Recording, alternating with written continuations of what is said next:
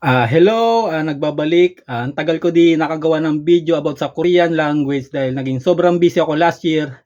Pero ngayong 2024, magse-share ulit ako ng mga Korean words na talagang kapaki-pakinabang at talagang magagamit ninyo kapag nandito na kayo sa Korea. Shoutout nga pala sa mga nakakilala pa sa akin at sa mga sumusuporta sa aking page. Maraming salamat po. Ito, start. Yung isi-share kong Korean words at madalas 'to naririnig ng mga EPS dito sa Korea o mga nagtatrabaho dito sa Korea. Yung cook, hindi yung coke na Coca-Cola. Ito yung cook na madalas sinasabi ng mga Korean kapag may papagawa sa'yo, dapat mo gawin. Yung cook, wala siyang literal na meaning sa Tagalog, pero ang pinaka-meaning niya yung dapat mo gawin o dapat mangyari. Ganyan, cook.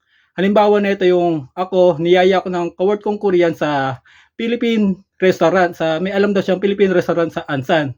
Sinabihan niya ako na pumunta ako roon. May sinabi siyang lugar pero hindi ko na maalala. Basta ang sinabi niya sa akin na, cook, kaya pumunta daw ako doon kinabukasan.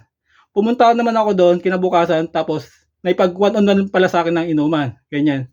Tapos yung another example ng cook yung panahon ng corona, yung swab test. Sinamahan ako ng taga-office na magpa-swab test. Pero yung resulta ng swab test parang kinabukasan pa. Bali magte-text daw sa akin yung result ng swab test ko kung positive o negative. Tapos ang sabi sa akin ng taga-office na kapag may message na ipaalam ko agad sa kanila. Ang sabi sa akin ng taga-office na Muncha isulte, cook, alyojoseyo, ganyan, alyojoseyo, cook, ganyan. Basta yung cook, madalas ninyo yan maririnig kapag nandito na kayo sa Korea. Yung cook, yung dapat, basta ang pinaka-meaning niya, dapat mangyari, dapat maganap. Ganyan. Dito sa Korea, malamig, mga papayo ko lang yung 한국의 좋으니까 꼭 운동을 해요. Ayan.